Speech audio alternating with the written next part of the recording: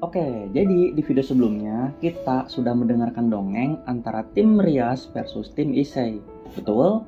Nah, tapi dongeng tersebut belum selesai. Dan kini Scan berpindah ke posisi Issei. Issei sudah dalam mode Infinity.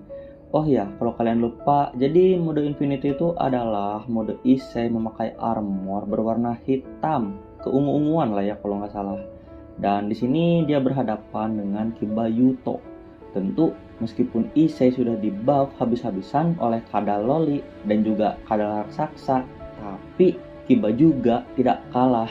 Di sini Issei menatap Kiba dan mengingat hari pertamanya menjadi iblis. Ya, saat itu Kiba datang ke kelasnya dan mengajak Issei untuk pergi ke ruang penelitian ilmu gaib. Dan bukan hanya goib ya, bahkan kini dirinya menjadi calon raja iblis. Dan Issei pun langsung melemparkan kata-kata. Dan juga Kiba membalasnya ya. Intinya perkataan dari mereka berdua nih ya, mereka itu harus bertarung dengan serius dan bersungguh-sungguh. Setelahnya Issei memboost Infinity berkali-kali dan kekuatan Dragon Infinity Drive telah sempurna. Di sisi lain, Kiba juga mengaktifkan balance break pedang suci iblis. Tentu pedang aneh yang memiliki elemen suci plus kegelapan di dalamnya.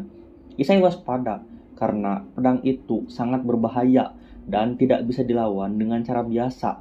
Kiba mulai bergerak duluan dan kini dia menghilang dari hadapan Issei. Issei juga tidak tinggal diam, dia melesat ke samping. Kiba ketemu, ternyata dia sedang mencari celah dan berlarian di area parkiran. Issei menyabetkan pedangnya dan Kiba menahannya memakai gram. Tentu pedang Issei tidak terkena damage karena pada dasarnya Ascalon adalah pedang Dragon Slayer. Kiba melanjutkan dengan mengsummon banyak kesatria pedang.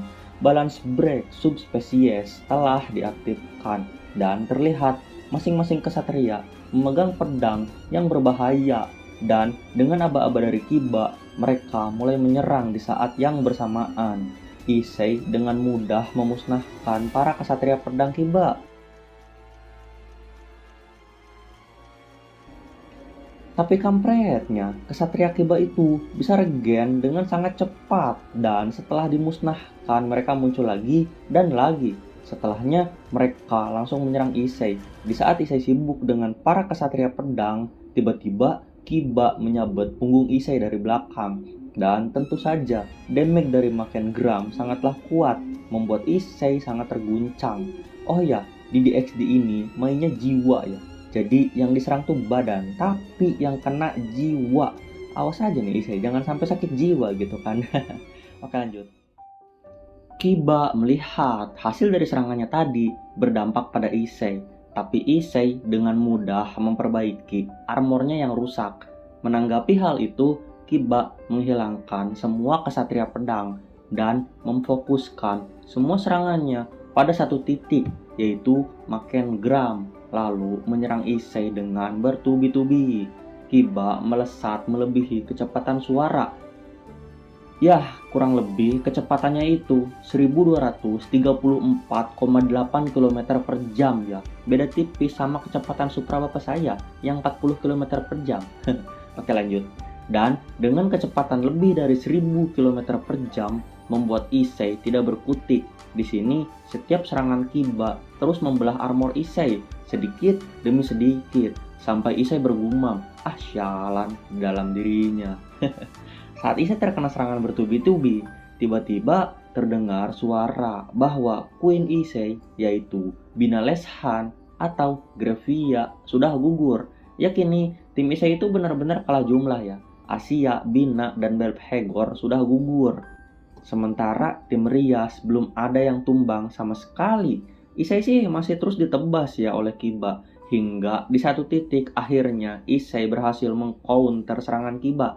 Issei mentransfer speed pada Kiba. Hingga kini bahkan Kiba bergerak sangat cepat, secepat cahaya ya. Tapi tentu saja Kiba belum belajar untuk melesat secepat itu, dan kini dia malah terjungkal ke tempat parkir. Akurasinya pecah karena kecepatannya terlalu over. Kiba belum kalah dan dia bangkit lagi. Di sisi lain, Issei sudah menyiapkan 2 ekor askalon, 2 buah askalon lah ya, di satu tangan kiri dan juga di satu tangan kanan. Jadi kiri kanan udah megang pedang nih Issei. Kiba pun merespon dengan menembakkan puluhan pedang Blance Break pada Issei. Tapi dengan mudah Issei mematahkan semua pedang Kiba. Kiba mulai frustasi, tapi dia tidak menyerah. Kiba mengumpulkan energinya sampai titik terakhir pada satu pedang suci iblis dan sekali lagi melesat dengan kecepatan suara. Tapi Issei dapat mengcounternya. Caranya yaitu Issei membiarkan bahu kanannya tertusuk, nembus lah ya tuh. Dan di saat bersamaan Issei menebaskan kedua askalon sekaligus ke arah Kiba, membuat Kiba terdorong mundur dan jatuh ke tanah. Tenaga Kiba Yuto benar-benar sudah habis sekarang.